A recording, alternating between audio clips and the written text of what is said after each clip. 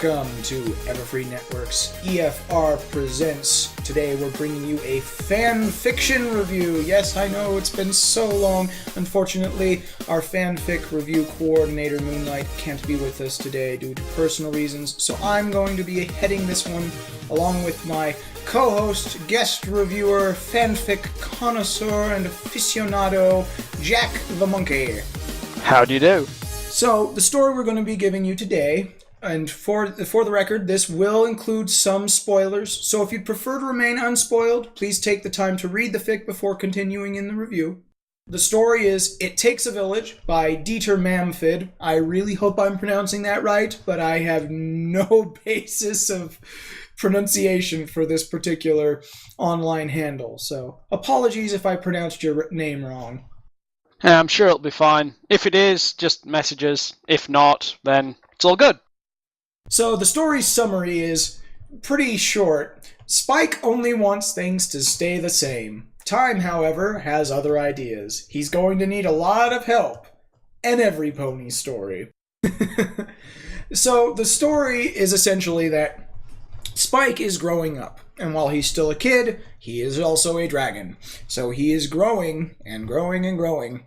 And he has grown too large for the library, and in some matters, too large for the town itself. But full of the desire to stay in Ponyville, and all of his friends wanting him to stay as well, Spike's trying to figure out a way that they can work out a new living situation when some new things pop up. Parents from various different points in Equestria coming to Ponyville for the farmer's market have pointed out how frightening he is, and in several instances are under the impression that he's going to eat their children. Some other groups, such as the Royal Society for the Prevention of Cruelty to Dragons, believe that Spike being the equivalent of a quote-unquote pet or servant to Twilight Sparkle is cruel, just as the entrance exam to the School for Gifted Unicorns, hatching a dragon's egg, is also cruel. And so while his presence in Ponyville has become not just one of discomfort as he attempts to figure out a way to live there in relative comfort, with his friends all basically saying, we're going to build you a house and we're going to do this, all of the main six coming to his aid, and several of the other ponies in town, such as Big Macintosh and the rest, he now has to deal with the stress of other ponies who fear him. In addition to this, when he attempts to help out the town by doing some favors for them that only someone as big as himself could handle, he inadvertently stirs up more trouble with the dragon that we saw him eat the jewels of back in the episode when he ran away because of his jealousy of Aloysius.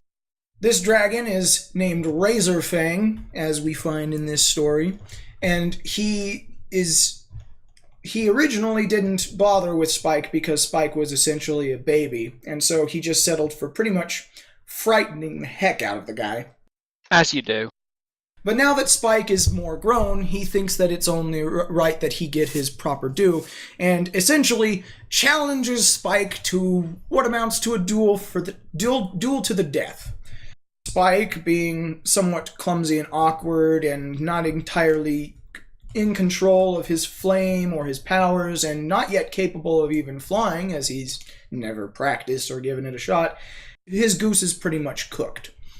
But with the help of the rest of the village, he eventually overcomes the problems presented throughout the story from all different fronts. The issue with Razorfang, the being stuck between the life of being raised as a pony and being true to his dragon nature, and also dealing with people who don't understand what it is to be in his position. All the while, maturing as a dragon does, and growing as a person, pony, dragon, whatever you want to call it. So, trying to be as vague as possible on purpose there, so that we don't provide any immediate spoilers, we'll go ahead and give you the opportunity now to go and read the fic if you if you think that sort of story interests you, and take this time now to get that done, because from this point forward we are going to be moving on into spoiler territory. So Jack, first point of discussion, what would you like to bring up about this particular story? Just moving in order, the first thing to bring up about this story, just for me, would probably just be the summary at the very beginning itself. While good, I have a problem with it. That main problem being that it's intrinsically vague. It's really, really non-descriptive of the story. It's kind of I have to find the line real quick if I can. Where's chapter 1? Just basically describing it as an every pony story, Spike is growing up, that kind of stuff. Yeah, the summary of the story is Spike only wants this to stay the same. Time, however, has other ideas. He's going to need a lot of help, and every pony story. Yeah, that kind of title just doesn't really draw me in as a reader. It's like, don't get me wrong, loved the story. But at the same time, if I was coming at it from a different angle, and this would be the first time I'm trying to read the fic, seeing that as a title would not fill me with the feeling of, oh, this story's gonna be awesome, stuff's gonna happen. You mean summary in this case? Yeah, just a summary. I mean, it's like you're trying in the summary. You should it's the same as looking at the back of the book. You should try and sell your story, try and get people interested from the get-go, make people think of how it's going to go. I feel that the title, not the title, the description, the summary, while good, it's very lackluster and really vague.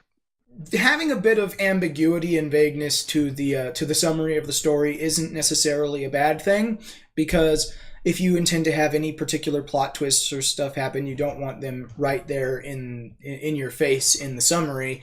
But at the same time, this particular one is really, really short and really, really vague. It's kind of like saying stuff happens, emotions are this emotion might happen, here's my story, which isn't really drawing the reader in, which it could do if it was written a little bit more in-depth or just a little bit more detail was given.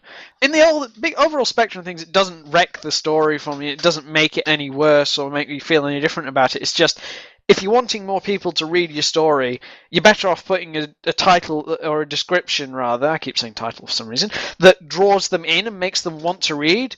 And that one just seems very... it's vague enough that people might just pass it by because they don't know what to expect. Because I kind of did the first time, to be honest. I mean, I saw this fic a couple of times on the Film Fiction Read list, and I thought, eh. Then I saw an EQD, and then it's like, may as well give it a try. Had a look, and I actually really, really enjoyed the story. And of course, the title itself, I actually really liked the title of the story, It Takes a Village, which is, of course, based on the phrase, it takes a village to raise a child, which is very true to what this particular story is. In order to master his power, his strength, and his various different dragon abilities, Spike needs all the help he can get, and he gets that from his friends and family in the village who were there for him throughout the entirety of the story, never once turning their back on him, giving it their all, always there to show support, giving him various different trainings. You know, at the beginning of the story, he's a big, lumbering, clumsy, oafish sort of kid who doesn't know what to do with his big body and his big body that he has, and he can't grab things because he doesn't know his own strength, so he usually winds up crushing or slicing through it with his claws. He has no idea how to fly. He doesn't have much control of his flame, so if he ever accidentally burps up a letter or anything like that, it generally releases a gout that burns things for meters. Yep. There is one stage in the story that the author goes into this, and it's Spike is walking home from a training session with the main six and Big Macintosh and a couple of other ponies that have been helping him train throughout the story. And he comes across Ponyville Town Square full of ponies protesting against him and for him, and all the various different dynamics within Ponyville going for, against, all over him, and physically crowding him. In the middle of all this, Spike gets a letter from Princess Celestia, and he can feel it coming. And then he's like, "Oh dang! What do I do?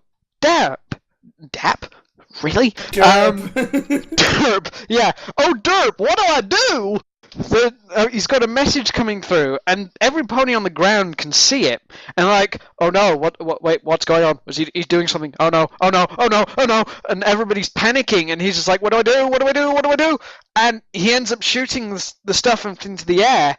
But this is not Tiddly Widdly Spike anymore, that like Applejack uses for a Zippo lighter anymore. This is big, grown-up, semi-grown-up Spike, like 3 ponies high by 8 long type thing, as you'll see in the scale provided by some of the amazing artists that have drawn fan art for this. I think I have the name here somewhere, but I forget. The name of the picture is "It Takes a Village," Spike-sized by Poison Delu, and the link will be provided in the video. Okie dokie. And the links to these pictures will also be provided in the video summary. Check out the pages for all this various different stuff once you get around to it. Yep. And as my co-host just said, or Micah, whatever, as Bones just said, you imagine the size of that inside Ponyville Town Square, and he suddenly gets a letter, and everyone's like, "Oh, poop." And he's just panicking and panicking. He shoots this up into the air, and the entire thing, he completely forgets about it, and just leaves a letter from Celestia lying on the ground, which is kind of like, oops. Fortunately, in that situation, though, too, he also managed to prevent any excess flame or harm thanks to teaching and training from Fluttershy. Because indeed, as we get through it, in the beginning of the story, you've got him and Twilight coming to the conclusion that he needs a new place to stay, but he still wants to be in Ponyville. So he's going to assist Twilight, and the rest of the town is going to assist in various different ways in building him a dragon-sized house, essentially. And when he encounters the first pony, who we later find out is named Grapevine, who thinks that he's a threat to the ponies of Equestria and the ponies of Ponyville, especially the children, he attempts to basically make nice by performing various different favors for the town, which includes unblocking a stream, which has been blocked by a particularly large boulder. And it's the unblocking of this stream that is what results in Razorfang, the dragon he'd encountered before when he'd inadvertently started eating some of his hoard. From Owl's Well That Ends Well. The big, giant, green, menacing dragon that kills everything. But he encounters him again to find out that by unblocking the stream, he has flooded Razorfang's cave. So the dragon now wants to challenge him to what is essentially a dragon's duel to the death. And he, knowing that he hasn't really had much time to learn about being a dragon, and hasn't had much time to really develop his own self-control, his own flame powers, his ability to fly, he pretty much thinks he's going to die. But Twilight and the rest of Ponyville band together to help him. Big Macintosh comes up and basically says, "I'll help you learn how to control your strength, because when I was growing up, I went through a really big growth spurt, and for a long time, I wasn't in a lot of control of my strength. And Granny Smith had me opening and closing doors gently for days and days on end just so that I could learn not to slam them and God, can you imagine break that? things." It would be interesting to see. Can you imagine just having to open doors for days? It's just like, you may as well work at Walmart for poop's sake. Hey. Well, no. You know what I mean. While Big Macintosh agrees to help him learn to control his strength and develops methods to do so with that, Fluttershy gets recruited to help him learn how to control his flame, because as someone with a vast knowledge of all sorts of different animals, and someone who is naturally very gentle and timid, she knows exactly how to maintain a certain amount of control over oneself.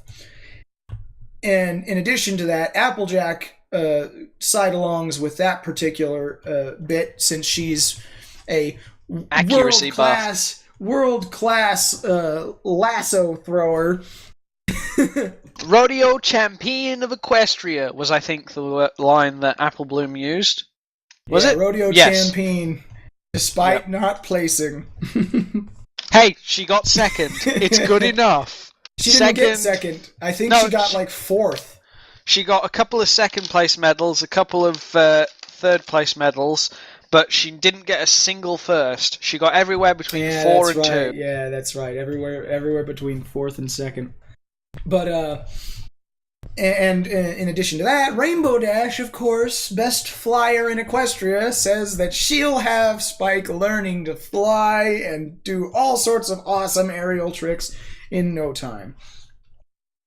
So, in exchange for their help, despite the fact that they're doing it because, you know, they're family and they're friends and they want to help Spike, Spike thinks he needs to really pitch in and help. So he agrees to do stuff like use his massive weight to just stomp all of the apples in the apple orchards down into their baskets. It's funny. One line that sticks with me from this fic is towards the end of the chapter that you just described, and it's like Applejack's turned to Big Mac incredulously and said, "You mean I could have spared my legs for all these years and Spike gets to do it by just dancing with Pinkie Pie?" And Spike fell asleep. And so Spike takes to helping people out with various different things as he learns to be as he learns to control his draconic powers and become his own master, essentially. Funny joke on that nature. Did you catch the little bit for the Encyclopedia Draconicus? Blah, I can't even say that right. Encyclopedia Draconicus. Yeah, I loved that. That was a good little bit there. Anyway, nice little puns. There's also the other issue, because aside from the duel, there's the issue of the Parents for a Peaceful Equestria, whose slogans include stuff like "Think of the children" and stuff like that. They are so completely transparent that the main characters even call attention to the fact that it's so incredibly transparent. These ponies want nothing more than to get rid of the dragons in Equestria, starting with Spike. To give them fair credence, towards the end, they did realise the error of their ways, as is with nearly all happy end fan fictions. But the way it was handled here, I felt was really good. And the fact that they had the one nutty guy for selfish reasons, yes, I realise. Spoilers again, people, by the way. The main nasty person who pops up a couple of times throughout the fic, other than Razorfang, is a descendant of, you guessed it, Livingstone. There's a little fight for all you Americans there. Livingstone is a character in this is a minor character mentioned in a piece of backstory in this fic, and it of course could be a reference to Dr. Livingstone, and perhaps there's always the possibility that it could also be a very subtle reference to our good friend Living Tombstone.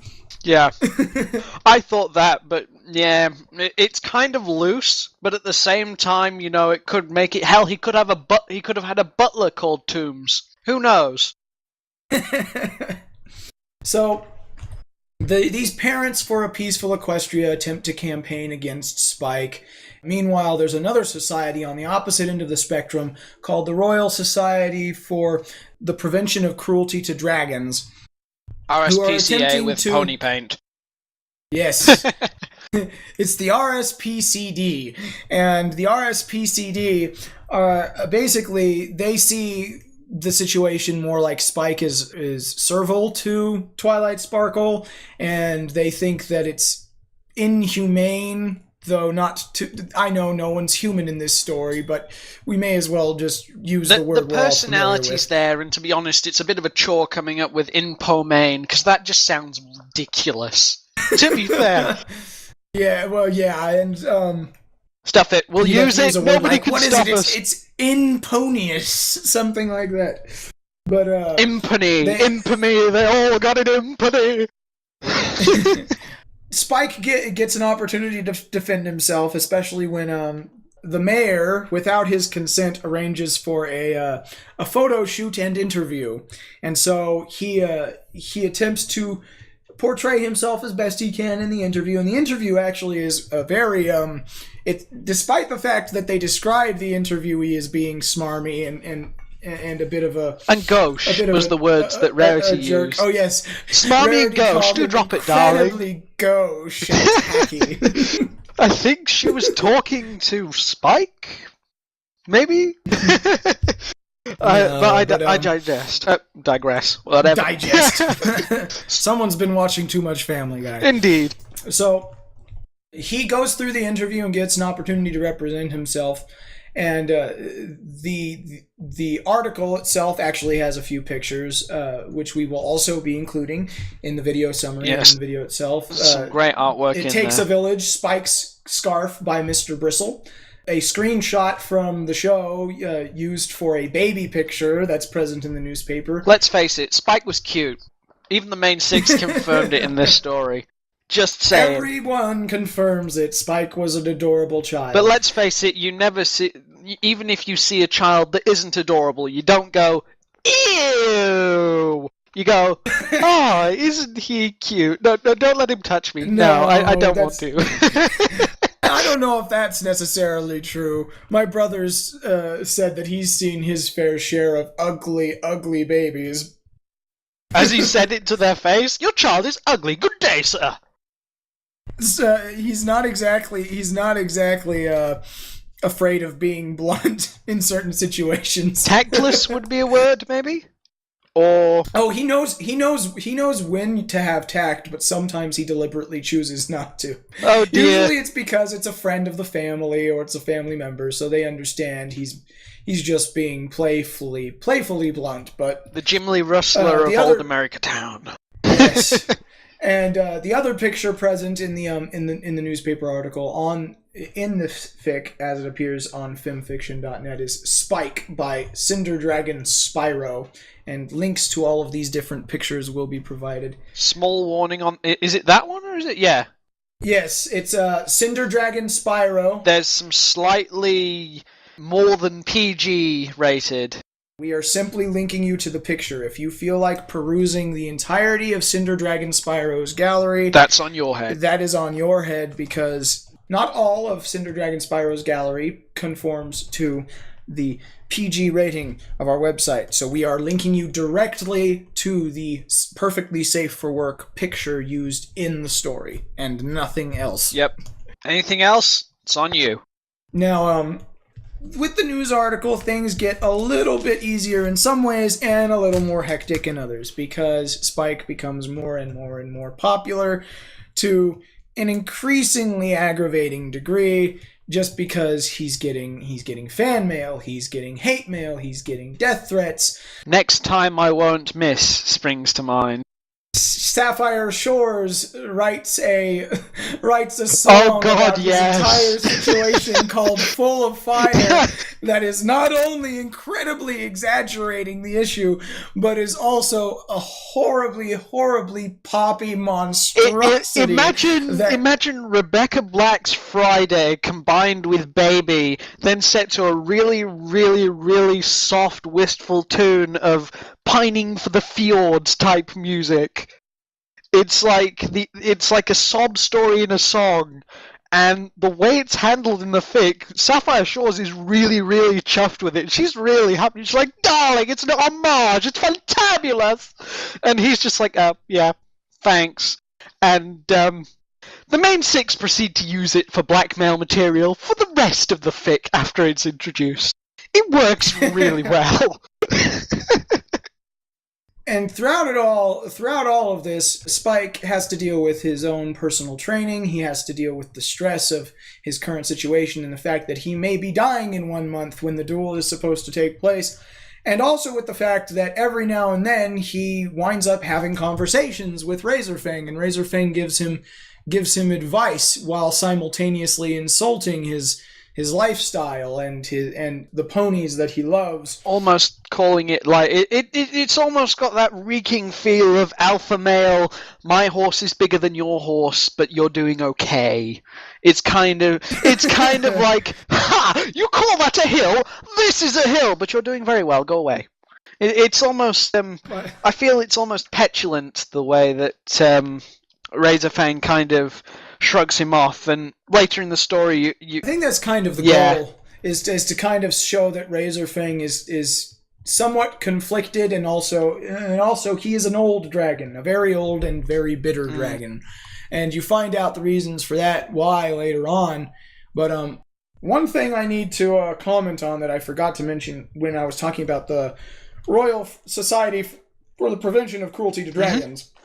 The commentary in the fic regarding the egg hatching test to get into the School for Gifted Unicorns, because there's a piece of this story that is probably one negative parts to it, and the reasoning behind it is obvious, and that's because in the story the author details it as there only having been 2 students or 2 applicants who have successfully managed to hatch the dragon's egg that they were given.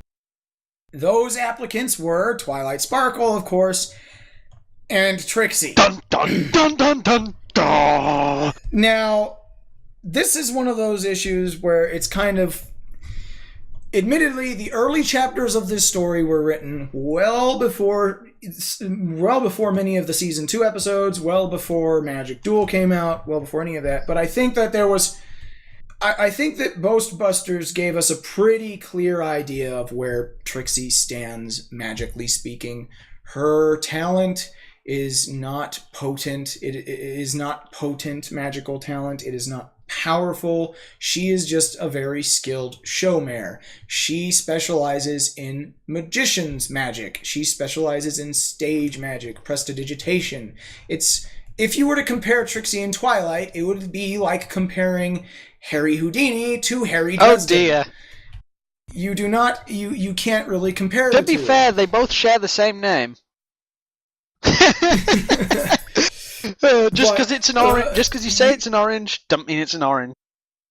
Yes. Unless you're Twilight, in which case you turn it into an orange. Well, and I think that Ghostbusters gave us a pretty clear idea of where Trixie's potency lies as far as her magical ability. And recently, Magic Duel has only served to clarify that fact when, post losing the Alicorn, surrendering the Alicorn amulet, Trixie is only able to inflict tickling damage on Rainbow Dash. And so this concept that the fandom, a large portion of the fandom seemed to have when Trixie was introduced as a character of this sort of like opposite number to Twilight, this Agent Smith to Twilight's Seth, Neo. cover your ears. This sort of Sophisto doesn't listen to our program. Don't worry about that. Oh no, it's okay. It's okay. This Draco Malfoy to Twilight's Harry Potter. When she's just not. The thing about it is Trixie really isn't. She's really, really not. Yeah, I agree with you. She's not as powerful. However, I don't necessarily think it could have been done without Trixie. I mean, yes, you could have brought in an original character with its own backstory and things like that in order to establish and get along to introduce the character of Huffy and how that came around. But I think there was a very deliberate reason that this author chose to use Trixie, or 2 or 3 that I can think of as it is right now. One, she already has an established backstory whereas it may be shrouded in a bit of mystery, because bear in mind this is before before Magic Jewel, so most of Trixie's backstory is in black and nobody really knows. Secondly, she makes a good opposite to Twilight Sparkle, not in so much that she's the same kind of power level, but she is the same kind of... her personality is a clash to Twilight's, and this is generally kind of softened and stuff later on in the fic, as you'll see when you read it. I can see where you're coming from in that particular regard, but I do think that it could have been accomplished without using Trixie. Mm-hmm. And there are plenty of background ponies that could have just been given a workover, just to be able to. To be fair, though, that, because I do not believe for one instant that Trixie ever went to or even applied to the School for Gifted Unicorns. Like, hands down, I can see that she didn't do that. However, not necessarily all of the eggs may have been... again, this is just supposition on my part to what may or may not have happened, because it's not really given in really intense detail in the fic. It's just kind of Trixie was the person to hatch this one other egg that's appeared out of somewhere, because you're never actually given a clear story other than Huffy's clutch was left behind and she was grabbed from it and taken somewhere. It doesn't really give you a backstory as to... Well, it says that they have it on record from the records for the School for Gifted Unicorns entrance exams. Then I may have missed that. That's where they got the stuff. So she hatched the egg in an entrance exam for the School for Gifted Unicorns. That's my issue. Just there. Going back over the fic, was it Trixie who did it first, or Twilight who did it first? Trixie did it right. first. Huffy is older than Spike. Then I can see why that would rustle Jimmy's, because if Trixie did it once, why the hell would they keep the regime in so that they can put somebody else going through it? Because the whole in the actual episode, it says that they're only doing it to test the aptitude. They're not actually doing it to make sure they can hatch it. And yes, and you're gonna want to be careful of the clipping, but yes, because first and foremost, one of the issues I had with the whole Trixie thing is the fact that they later go on. Well, they actually state early on in the story, the author, the way it's written by the author, is that dragons are very, very magically resistant. Even before hatching, dragon eggs are magically resistant, and as dragons grow more and more and more, they become more and more magically resistant. So that's one of the reasons why the dragon hatching was used for the entrance exam to the School for Gifted Unicorns, because it would take an incredibly potent amount of magical energy to hatch a dragon's egg and overcome its magical resistance. And I honestly don't think that Trixie's magic is nearly potent enough. I can kind of agree with you, but even before seeing Magic Duel, I wouldn't have. I can agree with you on that she isn't magically potent enough to really do it, but it is taking a bit of creative freedom with the application of Trixie in the story. And to be fair, Trixie makes... later on in the story, in certain parts, Trixie makes it work really, really well. Well, I say really well. She kind of... bits of the story that tie together where she's in it, tie together because Trixie's in it. If it was anyone else, I'm not sure whether it would work or not, but I think because...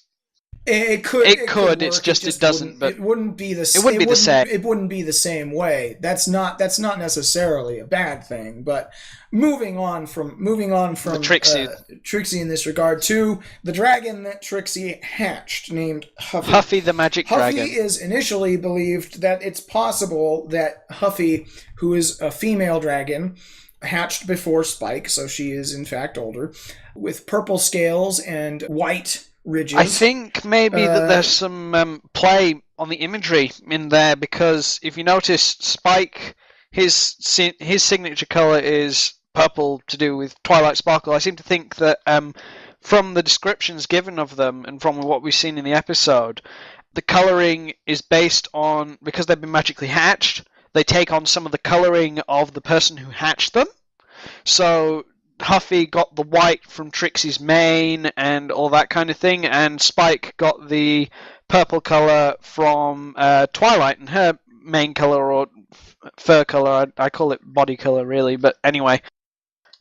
What do you think about that theory? Do you think that holds any credence, or is that just me being... It might not. I think you might be going thinking a little too deeply, little overboard in that particular analysis. I think that it might just be a more or less common coloring.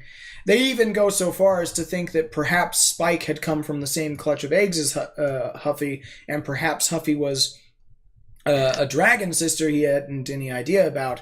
That's later disproven, of course, when he discovers the backstory to how his egg came to be in the possession of the School for Gifted Unicorns, and he also discovers how Huffy's egg came to be in the possession of the School for Gifted Unicorns. The particular sections in this book, in this fic, by the way, around these bits of the... well, not so much the childhood trauma, but the discussions with what goes on between Twilight and Spike and their dynamic and how him finding out where he came from changes. It's very feels-inducing, just FYI, for anyone who's gotten this far and is still reading it. You will have feels. It is a feels-heavy It's very good feels-heavy. It is a feels-heavy fic. But... some of the other stuff as well, the stuff that you learn about Huffy, the stuff that you learn about Razorfang, even, very emotionally gripping. And on the subject of emotionally gripping things, one of the things I thought that was done really well by the author in this particular story is Spike's relation to Rarity, as far as where he stands with her on the subject of his crush, because throughout the story, his crush is still very, very prevalent. And it's more than a crush, but at the same time, his own growth has really brought it into the spotlight just how different he is.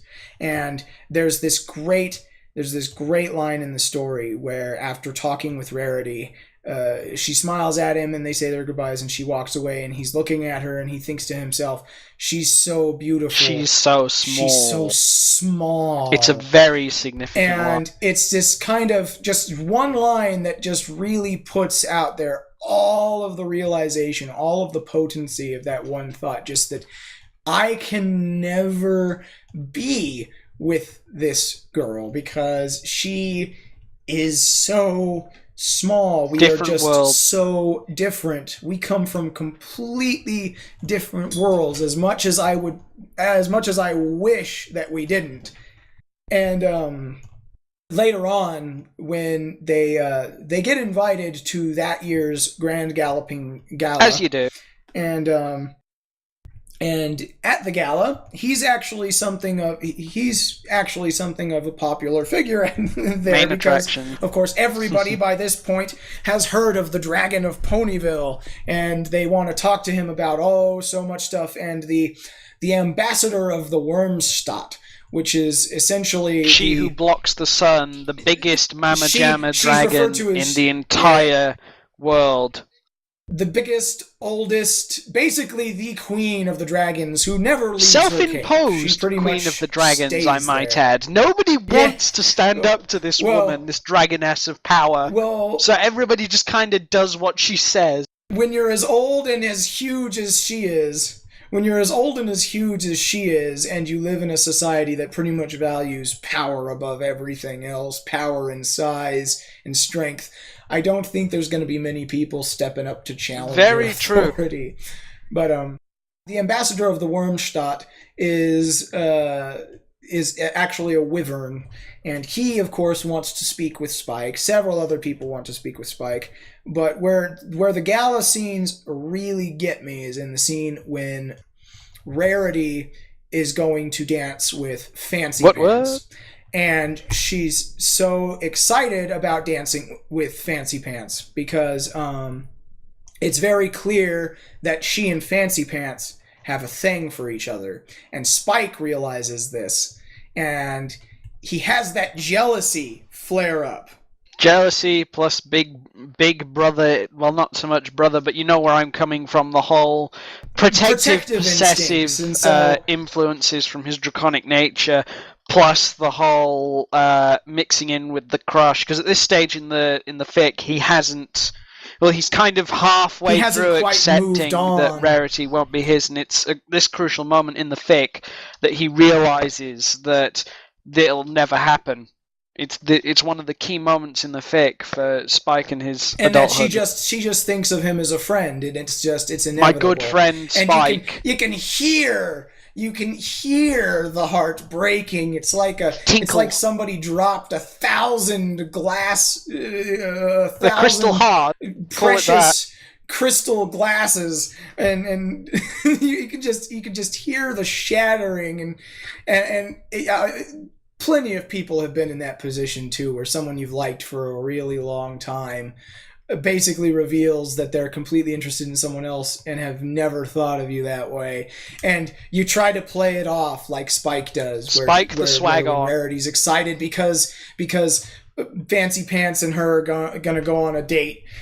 He tries to play it off by joking about it. Oh, Rarity's got a boyfriend and stuff like that, and so many of you, probably every one of you listening to this, have been in that position before, and it's gut-wrenching. It crashes against you. It's great stuff. It's the feels. It hits you home. It really, really does. The way that your man here has written this book, I really need to learn his name because this is getting embarrassing referring to him. Determamfidd. The way that Mamfidd reveals and writes this stuff, it's really, really good emotional writing, and it's so nice to read through this, and you're like, you feel it, you really, really feel it. That's the sign of somebody really achieving something great with their story, is when you empathize with the character. Love the characters so much. You don't just empathize with them, but you care about what's happening to them. You feel for them just as potently as they themselves in the story are feeling.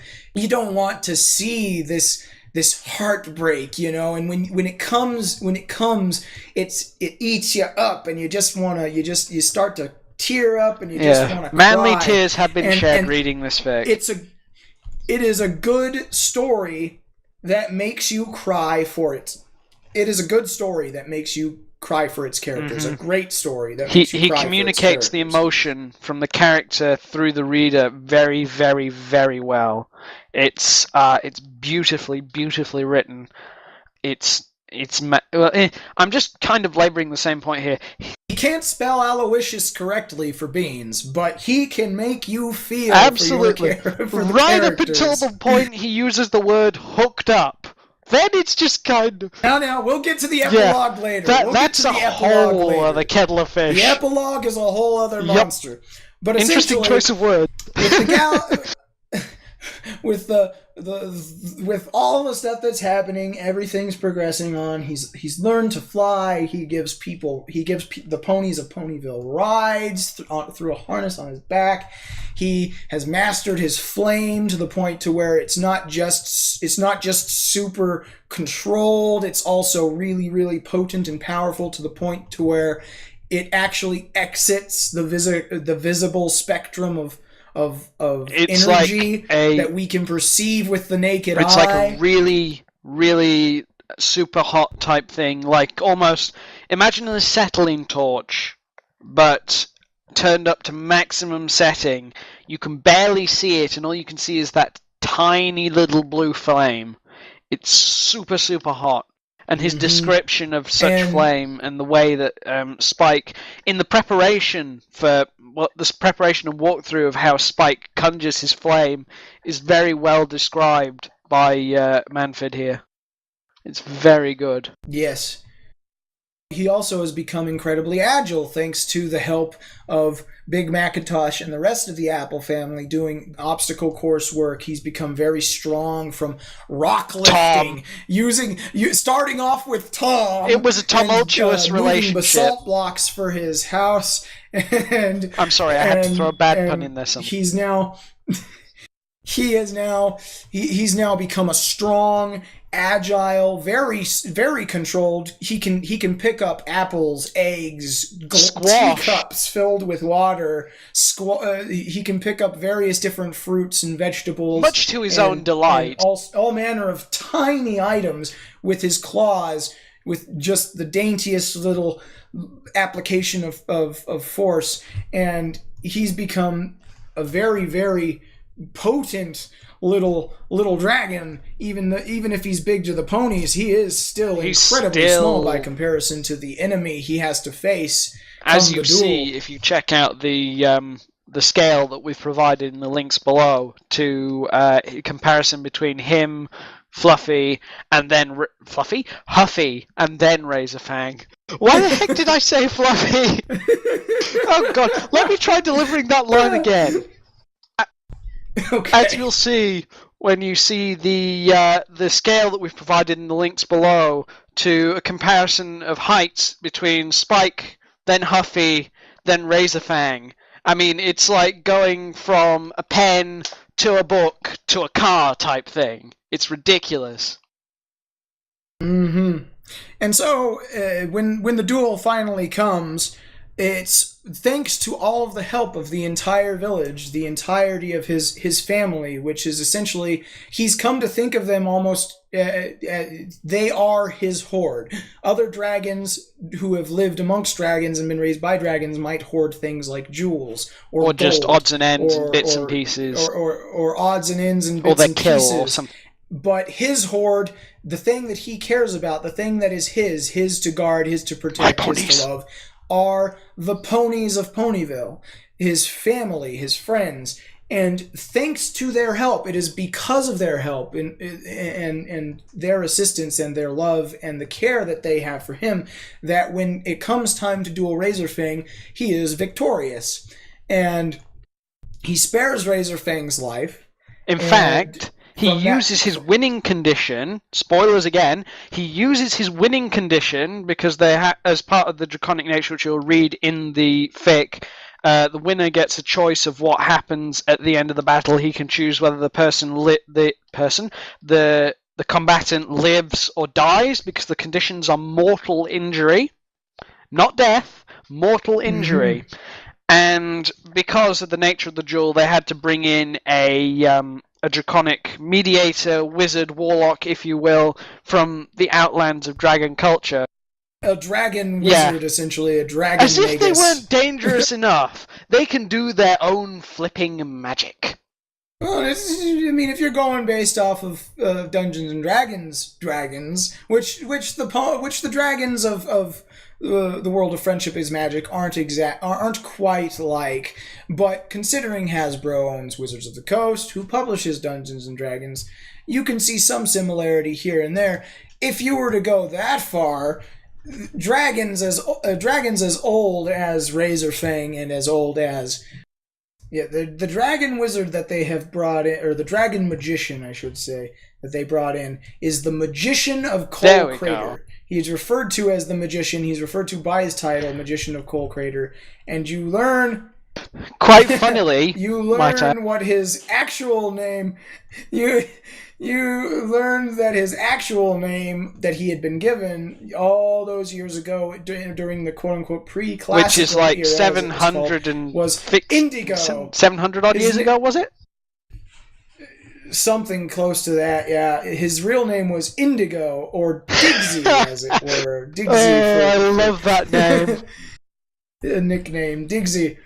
And he knew Star Swirl the Bearded. That was a big thing. Making Twilight jelly by saying he knows someone who knew Star Swirl. Just because. There he is, Magician of Coal Crater. He's actually one of the magicians.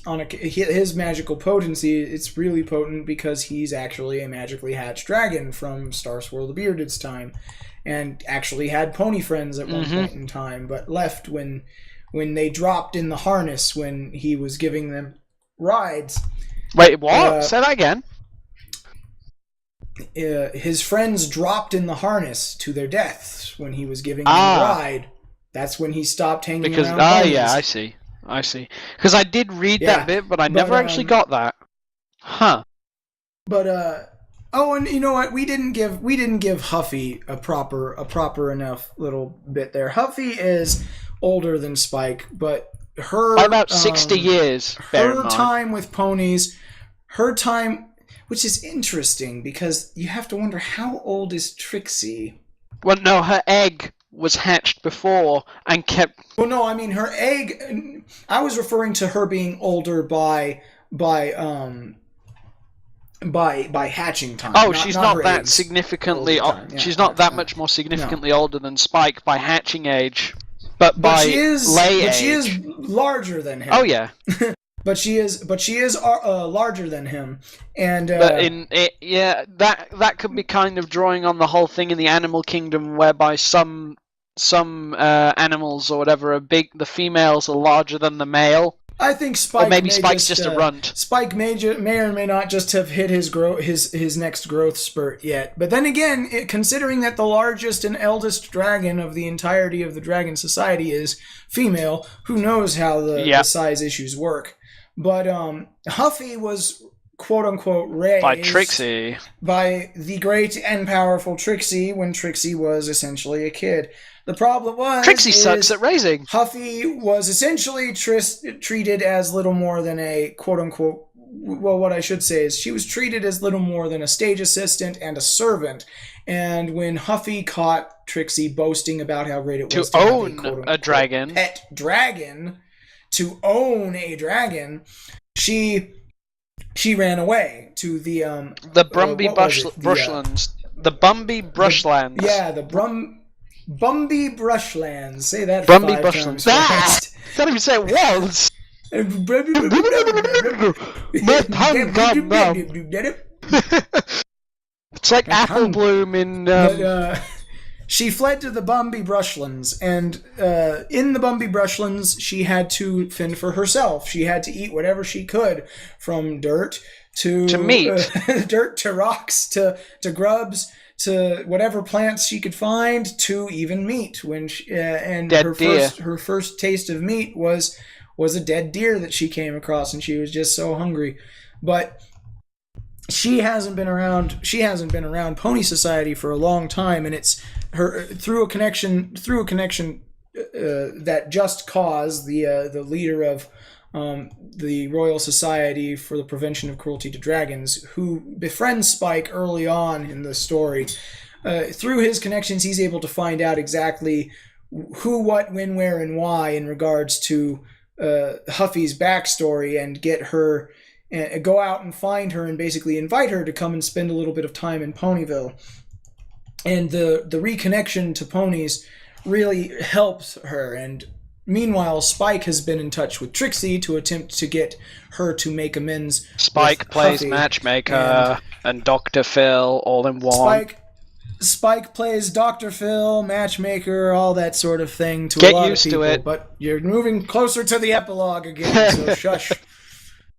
And Huffy becomes very, very friendly with pretty much everyone in Ponyville, and eventually comes to forgive Trixie when it comes time for everyone to basically put their foot down in regards to the whole anti-dragon issue. Because while people have their problems, not all ponies are the same, and not all dragons are the same.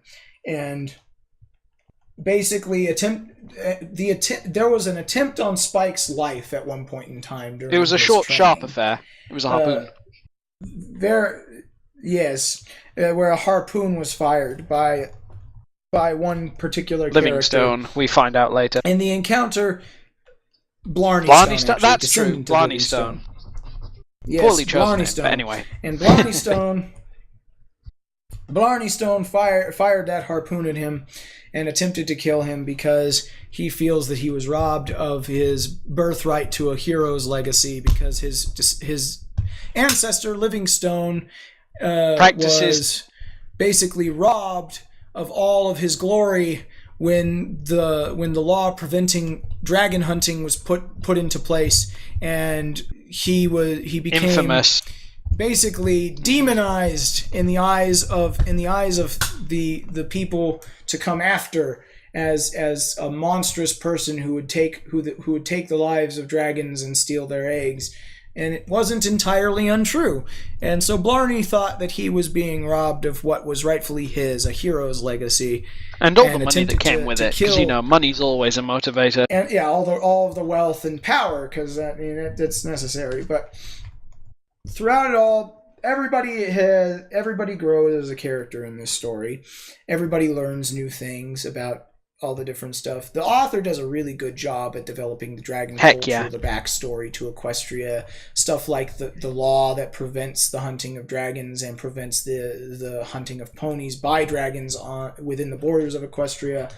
The development that Spike goes through, and even other characters, Trixie's character and Twilight's character, because Twilight has to deal with the idea that Spike, he's just growing up so fast. He may die. People start moving on. There's a great bit that starts from the very beginning with Macintosh and Fluttershy. Big Macintosh and Fluttershy. Big Macintosh has this very big crush on Fluttershy, and their relationship develops over the course of the entire story to the point to where close to the middle, maybe 2/3 in, they finally seal the deal. And that brings us, when all is said and done, Spike has defeated Razorfang. His house is on its way to completion. Huffy has made amends with Trixie. Everything's sprinkles happy. and rainbows. The protests have stopped, all this sort of stuff.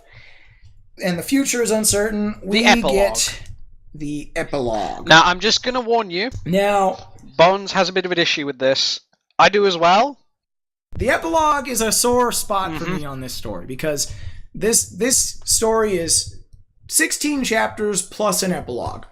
And in all honesty, I'm very much of the opinion that ambiguity is a great way to end a story in certain times, and this would have been a good story to end on a somewhat ambiguous note, because come the end of chapter 16, which I'm going to refer to as the final chapter, essentially, because after that as far as Bones is concerned, the epilogue is not real. Chapter 16, it's not that it's not real. I'm not going to go that far, because that's doing a disservice to the author. The author put a lot of work into the story. I just have a couple of issues with the epilogue.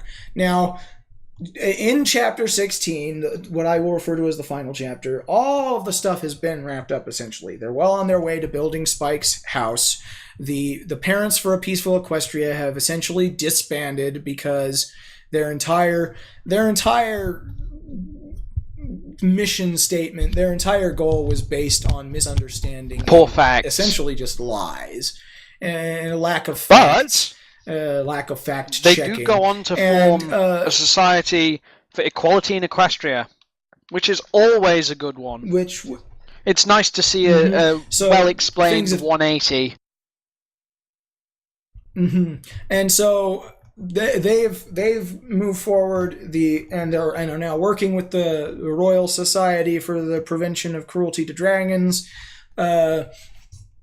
Spike has basically created over the course of the story a very good friendship with Princess Luna.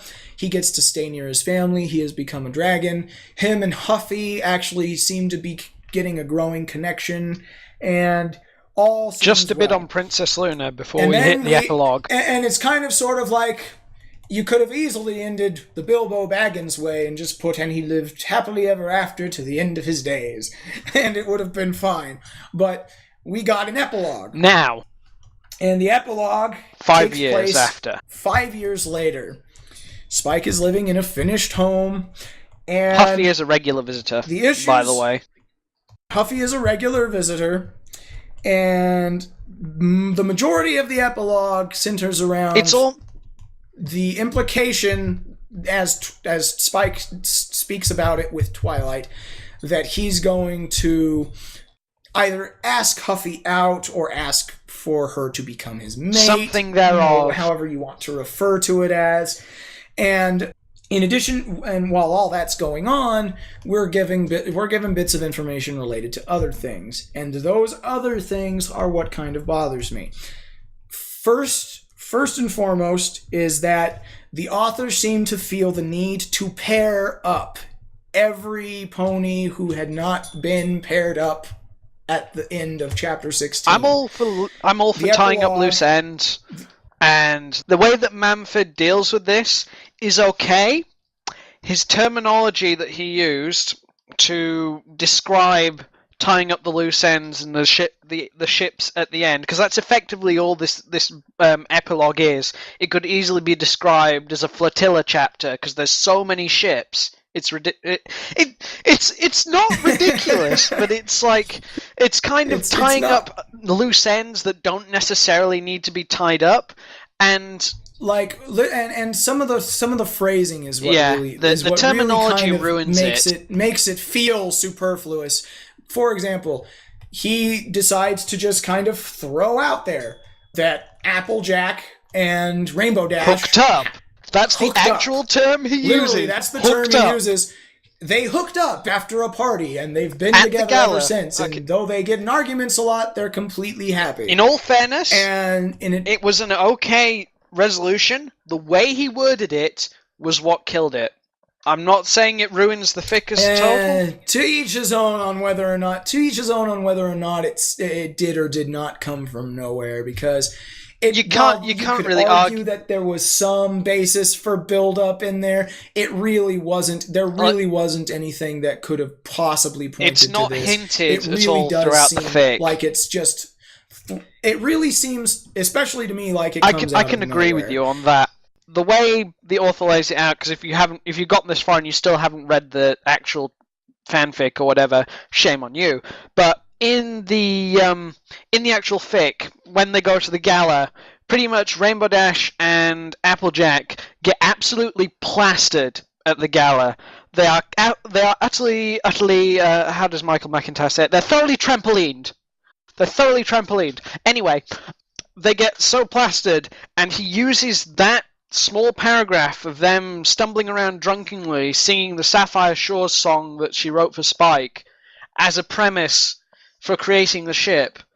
Now, I've read a lot of fanfics, and I'm not against Applejack and Rainbow Dash shipping. I rather enjoy ones that are written properly. Well, or what I think is written cohesive enough to a story. Any ship can be good. Any ship, regardless of who's involved, can be good if it's developed It's just kind properly. of, as Bone said, this one just kind of comes out of nowhere. It's like somebody's just kind of chopped down the ship tree, cut a hole in it, thrown Applejack and Rainbow Dash in it, and kicked it onto the lake. Pretty much. Interesting analogy. In addition to that, Applejack and Rainbow Dash are not the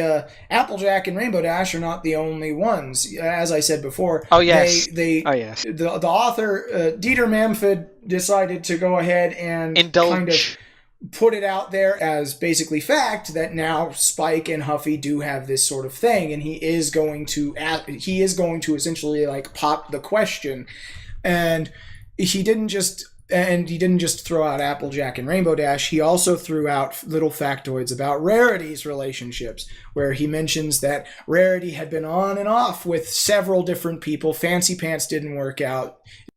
Don't take that the wrong way, by the way, guys. It's not like that. It was an amicable breakup, is the term used by Mumford in the story, and it's not a dirty, disgusting they didn't like each other and everything was messy. It was just nope, they wanted to stay friends, and that was it. It wasn't a messy or hateful breakup. It was an amicable breakup. But the point being that Rarity's relationships kind of went to and fro for a while, and now he's playing Spike, matchmaker. At the time of the epilogue, 5 years after chapter 16, is playing matchmaker, attempting to hook Rarity up with his buddy Just Cause from the RSPCD. And that's not the only shit that we get. My personal favorite. We also Twixie. We also get Twilight and Trixie. And this is another one of those that I think it wouldn't have been an issue if it had been developed more. Well, and it's not even about the hooked up in regards to the Twilight Trixie thing either. It's the fact that it could have been good as a friendship. There was so little. To be fair. Trixie was only present for a small portion of the fic, and there really was not enough time for any development for a relationship in there. And if the epilogue had been left out, and and that whole thing, people could have used their own imagination, and people who like Twilight and Trixie shipping could have figured, oh well, Trixie was leaning on Twilight quite a lot for advice in regards to the dragon situation, as the only other person who's hatched a dragon, and so on and so forth. There could have been plenty of room for imagination in the reader's mind had the epilogue just been left off. But the author takes the time in the epilogue to attempt to something that shouldn't be there at the last minute, develop a relationship between Trixie and Twilight. He basically jumps through a montage of events being explained to us as the reader of why Trixie and Twilight wind up. It's kind of like he's explaining why he pushes them into each other's arms, and it's not kind of the way he does it. It seems very, very rushed, and to be honest, it would have worked better as a friendship, because I didn't see that coming off as a pairing, shipping, romantically involved thing. I saw it coming off as similar to the way that Magic Jewel was written. It was almost a friendship or an amicable leaving or something like that. But the way Manfred wrote it kind of implies something that there hasn't been the build-up to see there, and you have to be really, really, you have to give it a lot of ground if you're going to invest that the Twixie relationship is actually there. And the real issue is mostly just that there isn't much, if any, foundation for this sort of thing being placed for the development during the main portion of the story, chapters 1 through 16. And so all of this stuff that's intended to develop something is thrown at us in the epilogue, and you shouldn't have to do that in what is the epilogue of your story. Especially since we start the epilogue off with what essentially amounts to a time skip. It's 5 years since the end of chapter 16. There's a lot of stuff that could have happened in that between space, but now you're going to have to try and summarize how those 5 years happened for the sake of the reader. And it's a lot like the way that the ending of the Harry Potter series It kind of seems it was retroactively written. Readers knew what J.K. Rowling intended the canon situation for a lot of the characters to be when it came to Harry Potter and Ginny Weasley, or Hermione Granger and Ron Weasley, and Draco Malfoy and stuff like that. But if the epilogue had just been left off, they could have imagined their own direction. There was enough ambiguity there. All of the loose ends had been closed for the purpose of the story, but there was ambiguity as to what the future might hold for these kids, now adults, going off into the wizarding world without needing to worry about things like Voldemort. It's interesting that you use Harry Potter as the analogy, because I can explain away why they would do that in the Harry Potter series, because J.K. Rowling seriously did not want to write any more big-scale Potter books or anything like that, and she wanted an air of finality, so she's like, nope, no more, I'm done, go away. With this fic, there's not so much, there isn't really a lead-in for that kind of necessity. The guy Manfred isn't trying to write for the same kind of audience, and he's sure as heck not getting paid for it. So it begs the question, why write this last chapter the way he did? I mean, don't get me wrong, I don't think the epilogue is bad. I actually enjoyed the epilogue and thought that there were some bits of the The epilogue had aspects of it that were enjoyable. The stuff with Razorfang, because at the end of chapter 16, it's left in the air. The family implements were Razorfang and Huffy and Spike all together in that family scenario, and Razorfang finally accepting him, admittedly begrudgingly. That works really well, but though it's another thing that could have been left ambiguous, and wouldn't have harmed the story at all. And that's my main point. The bone of is contention. that there's a lot of stuff that just kind of gets thrown at you, and then it's not even just Rarity, not even just Twilight and Trixie, not even just Applejack and Rainbow Dash, but every main six character even winds up Pinkie getting Pie, paired, even if it's just in a simple mention, because the author takes the time to have Spike and Twilight mention the fact that he's working on some more matchmaking and attempting to hook Pinkie Pie up with Caramel. And it seems unnecessary. Really, superfluous. It seems really I can agree with you on unnecessary. that, and I understand that it does take away from some bits of the fic that you read early on. Like, the only one that seems to come to a decent resolution in the end of the epilogue is Spike, Huffy, and Razorfang, as well as Big Macintosh and Fluttershy, because in the end of the fic they get together and have a foal. So Yeah, there's a remark in the epilogue that they had a child named Appleseed, and that's fine because the big Macintosh Fluttershy relationship was developed over the course of which the is entire always story. good. It's So justifiable. that sort of thing was expected in something that's a 5-year skip, but the rest of the stuff kind of came out of nowhere, and it's really jarring. Doesn't ruin it. It doesn't do anything to harm my overall appreciation of the fic, though. I would agree. I would agree. Just because I won't even say if you read the fic, ignore the epilogue, because If you want to, it's there. in all honesty, that's doing Yeah. a disservice to the author. Because the author took the time to do this, and maybe he's just expressing his own personal likes and or likes or dislikes, or maybe he's trying to appeal to certain people with this epilogue or whatever. But for whatever reason, it exists, and It it's shouldn't not, be shunned just it's because not, just because there are certain aspects we don't like it. and it doesn't. It doesn't take ruin away from the story It at all. doesn't ruin the story, and it doesn't ruin. It doesn't ruin the It doesn't whole mess of it, with the you know. headcanon that you may have built up throughout the story. So, with all of that said, we're finally coming to a close on this our fanfic review of It Takes a Village by Determamfidd. On a scale of 1 to 5, 1 being absolutely rubbish and 5 being grand, what would you rate this fic, Jack? I would probably rate it a 4.2, just to be picky, because I'm firmly of the belief that nothing can ever be supremely perfect. This one comes pretty close, but there are a couple of points that we've discussed as we go over the days, as we've gone over the fic today, that they don't so much spoil it for me, but they detract from the author's main characteristic. Maybe he was trying to add subplots or something, I'm not sure. But yeah, I'd go for probably a 4.2, 4.3 out of 5. And yourself? I would actually give it a solid 5. Really? And that's yeah. Regardless of the very little nitpicky stuff, that's exactly what they were. They were nitpicks. And regardless of how I feel about the epilogue, not only is while the epilogue's unnecessary, I feel to the story, or even superfluous, it doesn't harm the story. It really doesn't, because if you really have to, you can choose to ignore it, or if you really have to, you can headcanon your own thing. I wouldn't do it personally because, like I said before, that's kind of doing a disservice to the author there, in my opinion.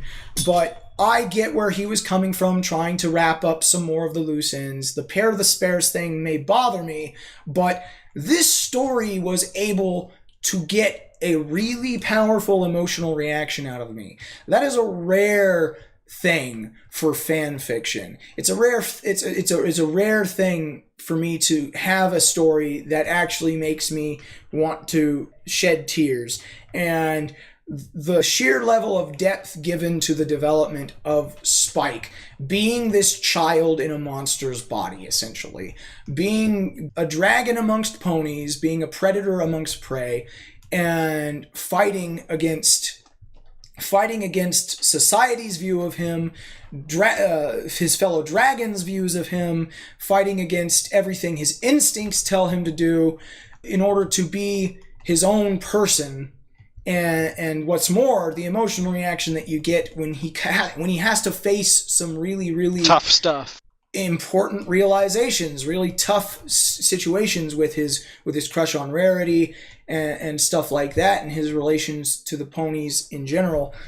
It was all written very well. You get a real sense of who Spike is. You get a real sense of who his friends are. You get a real sense of the author, of the world, and you know exactly where the author was going with this development of Spike.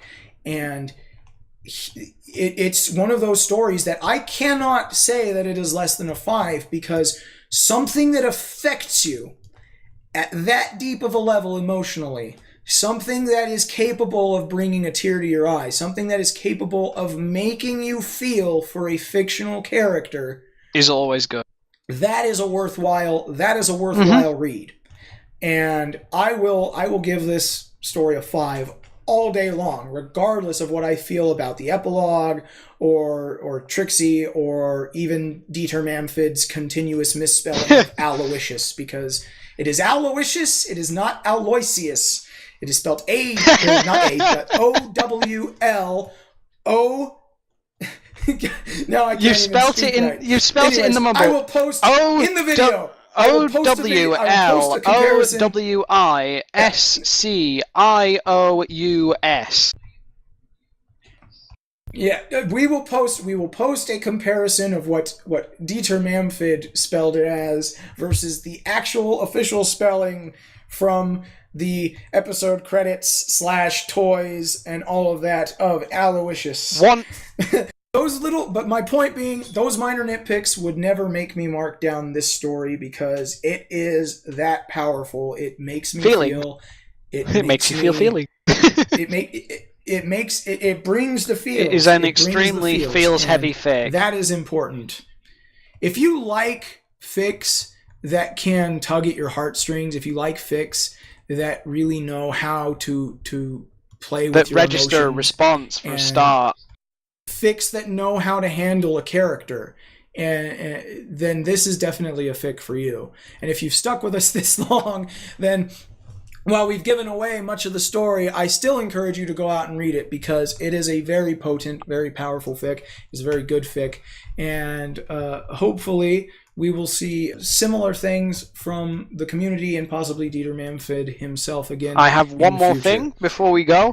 This is addressed directly to Mr. Manford if he's reading, or she. I'm not sure your gender. I absolutely loved the way that you presented Princess Luna in this fic. A lot of them do it. A lot of them do it in a very Canterlot voice heavy way and make her very shy, very introverted, and others go to the other extreme where they make her extremely extroverted, loud, talking to every pony type thing. Yours was a sublime balance of how Princess Luna should and would be, I think. It's probably the best rendition of Luna I have seen and read, except for perhaps Progress, but that's only because Progress holds a special place in my heart as one of my favourite fics. But it's seriously well done. I congratulate you, sir or madam, on your excellent rendition in this fic. Though I will say Celestia was kind of a bit on the overly strict, overly serious side.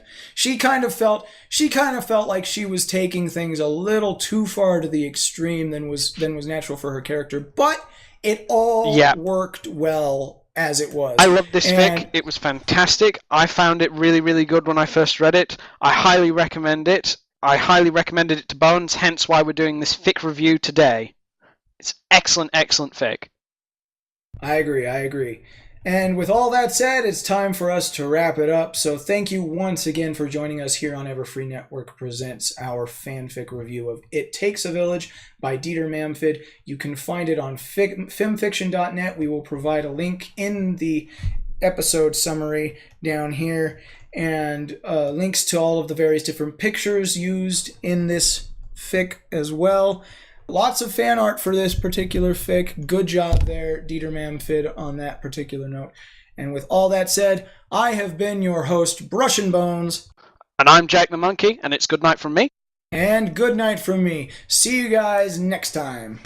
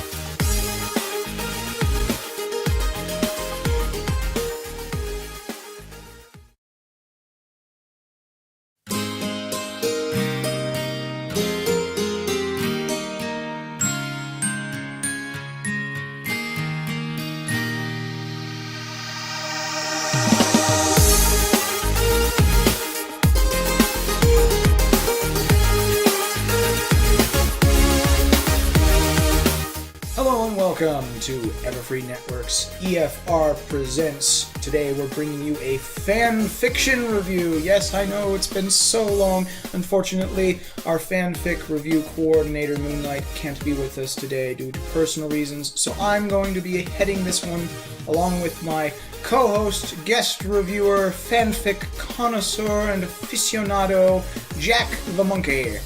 How do you do? So, the story we're going to be giving you today, and for the record, this will include some spoilers, so if you'd prefer to remain unspoiled, please take the time to read the fic before continuing in the review. The story is It Takes a Village by Determamfidd. I really hope I'm pronouncing that right, but I have no basis of pronunciation for this particular online handle, so apologies if I pronounced your name wrong. Yeah, I'm sure it'll be fine. If it is, just message us. If not, then it's all good. So the story's summary is pretty short. Spike only wants things to stay the same. Time, however, has other ideas. He's going to need a lot of help. And every pony story. So the story is essentially that Spike is growing up. And while he's still a kid, he is also a dragon. So he is growing and growing and growing. And he has grown too large for the library, and in some matters, too large for the town itself. But full of the desire to stay in Ponyville, and all of his friends wanting him to stay as well, Spike's trying to figure out a way that they can work out a new living situation when some new things pop up. Parents from various different points in Equestria coming to Ponyville for the farmer's market have pointed out how frightening he is, and in several instances are under the impression that he's going to eat their children.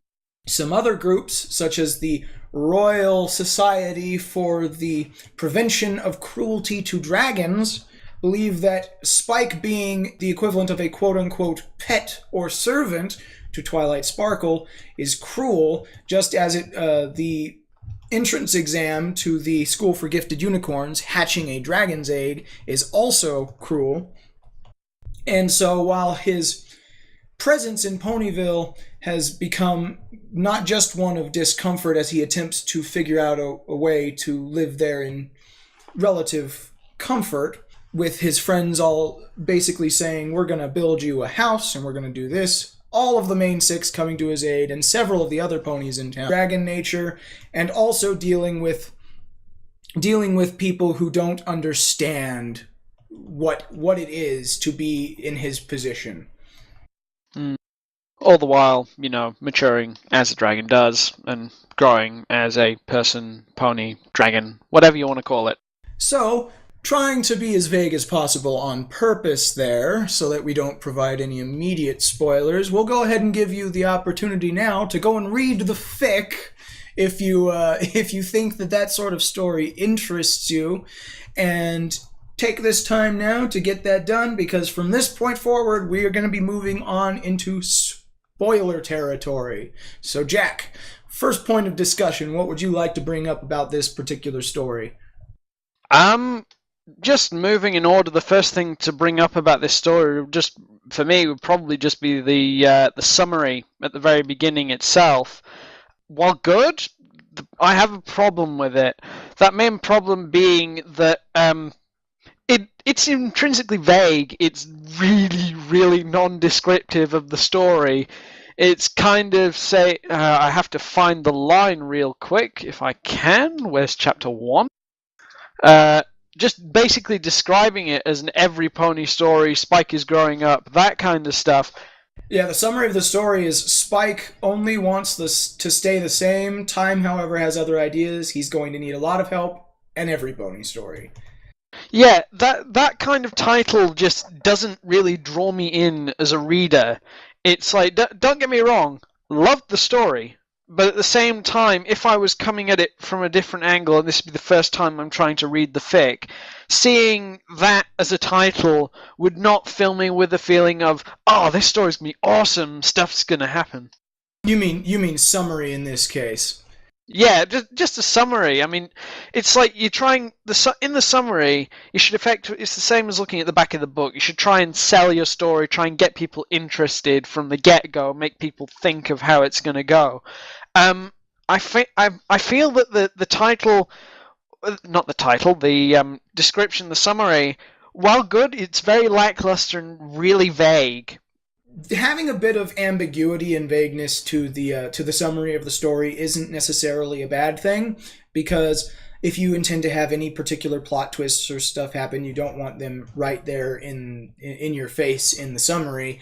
But at the same time, this particular one is really, really short and really, really vague.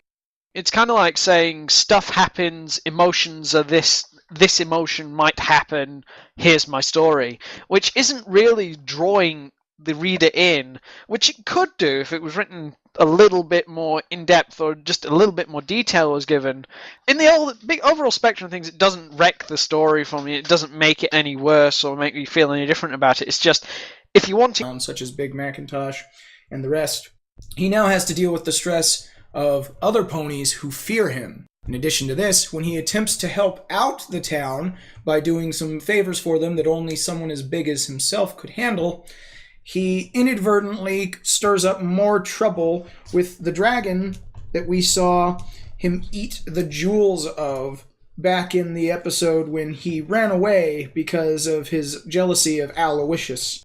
This dragon is named Razorfang, as we find in this story, and he originally didn't bother with Spike because Spike was essentially a baby, and so he just settled for pretty much frightening the heck out of the guy. As you do. But now that Spike is more grown, he thinks that it's only right that he get his proper due, and essentially challenges Spike to what amounts to a duel to the death. Spike, being somewhat clumsy and awkward and not entirely in control of his flame or his powers and not yet capable of even flying, as he's never practiced or given it a shot, his goose is pretty much cooked. But with the help of the rest of the village, he eventually overcomes the problems presented throughout the story from all different fronts. The issue with Razorfang, the being stuck between the life of being raised as a pony and being true to his